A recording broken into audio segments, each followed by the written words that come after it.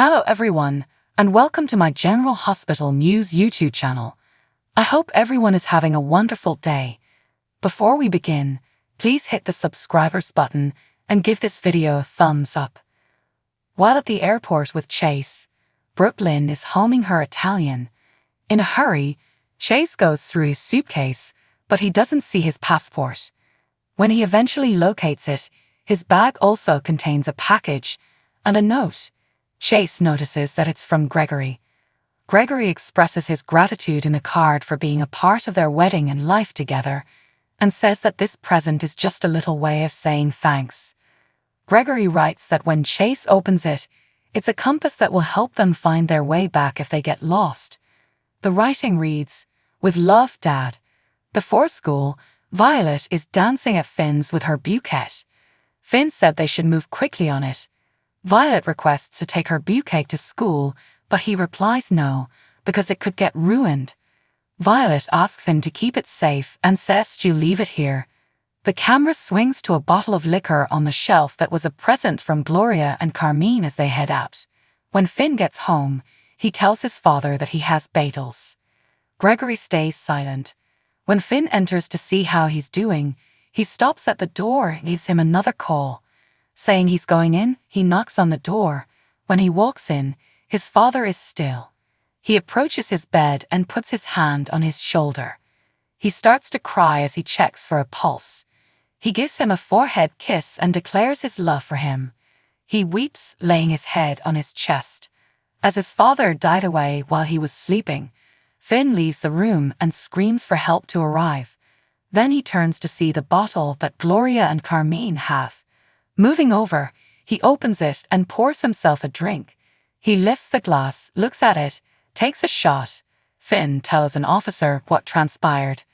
Gregory's room is entered by the coroner, who then brings in a gurney. Awaiting the photos of Gregory, Finn learns from the coroner that he passed away between 2 a.m. and midnight. She informs Finn that he didn't suffer, it was probably heart failure, and it happened quickly. She apologizes for her loss. As Gregory is wheeled out, Finn bids his father farewell for the last time by petting his hair. After that, they conceal him and remove him. Finn enters Gregory's room and examines his mattress. He pours himself another drink. He takes out his phone and displays Chase's number. Finn makes a phone call to Chase right before takeoff. Finn is unsure of how to break the news to him that their father has passed away. He informs him that Dad went to bed and was not found till this morning. Finn claims that he passed away from heart failure quietly while he slept. When Chase asks if he's with Dad now, Finn replies that the body has been removed. Finn apologizes profusely. Brooklyn consoles Chase at the airport after he collapses on her shoulder.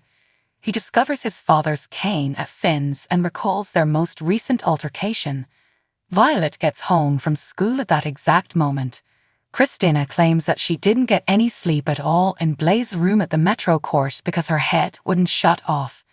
She wishes she could discuss this with her mother, but since Molly is the ADA, she is unable to do so. Though he's the last person he wants to talk to, her dad is typically her first choice when she has a problem. Finally, her dad has ceased messaging her. She notices. She can't get away from this, so she's not sure what to do, and she wishes she had the answer. Blaze claims that she cannot solve this issue. Christina believes that nobody else can prevent him from collapsing. Is there really no one else? Blaze wonders. According to Christina, there is. Blaze tries to give them solitude when Michael comes, but Christina urges her to stay. Michael finds out what happened last night from Christina. She feels it's more about how Dad said it than what he said. She is the one who didn't want to accept this about Dad, even if she knows Michael isn't surprised by it. Christina finds it difficult to make amends with both the man who attacked Dex and the one who treats her with such gentleness and love. Michael clarifies that they are powerless to alter Sonny because he is a product of the decisions he made. She expresses her regret to her brother for going after him and criticizing him for his wrath toward Dad. She has no idea how she became so blind. Michael claims she loved him, and that's perfectly acceptable. Now that she's seen the reality, Christina says they need to determine what to do. Michael informs her that cleaning up after Dad is not their responsibility. Christina is aware, but Dad always cleaned up after her. He did the same with Michael and Morgan. Although she still loves her father, she doesn't want him to suffer punishment even though she knows he deserves it. Could Michael please repair this, she asks. He promises to try.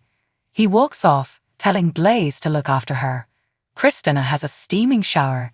She informs Blaze that, especially after speaking with Michael, she feels better now. Blaze acknowledges that she's taken aback by her call. They used to be close, but Christina says she distanced herself from him because of their father.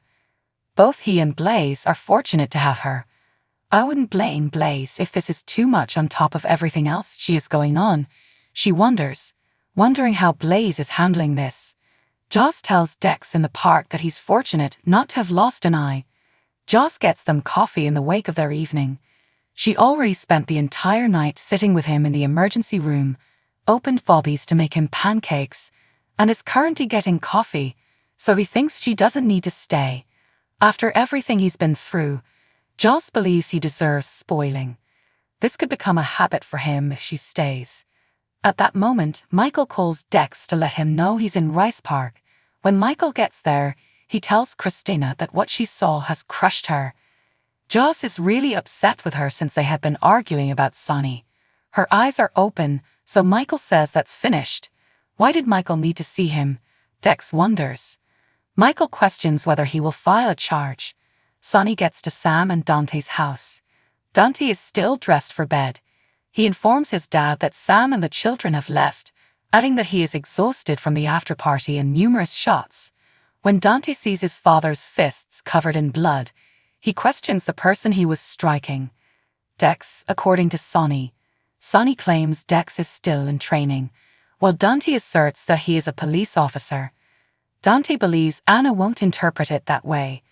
Although Sonny claims to be defending himself, Dante doesn't believe Dex is foolish enough to go after Sonny. Last night was meant to be a pleasant night, but Sonny complains that Dex was everywhere he looked. When he was speaking to the family, he said Dex behaved as though he owned the party. Sonny says he punched Dex to defend himself when he grabbed his arm. Sonny needed Dante to convey a message to Christina, so he didn't come here for a lecture. Dante queries why. Christina saw the entire event. Sonny acknowledges. Christina was crying and appeared terrified of Sonny when he attempted to explain what had occurred to her. According to Sonny, Sonny begs Dante to go meet Christina and force her to see the reality because she isn't messaging or calling. As a police officer, Dante claims he is unable to do that and would not do so even if he could. Why won't he assist him? Sonny queries. Dante claims that he is a police officer and not merely his son, and if Dex reports this, he must provide this conversation as proof. He is enraged because Sonny placed him in this predicament. He claims that if he approaches Christina, she will be called in as well to be questioned about what she witnessed. Or is he okay with her lying to the cops in order to keep him safe? Diane can handle things if Dex brings charges, according to Sonny. In order for him to be his son and for Christina to see. Thanks for watching if you like this video, so please don't forget to subscribe my channel and don't miss any update.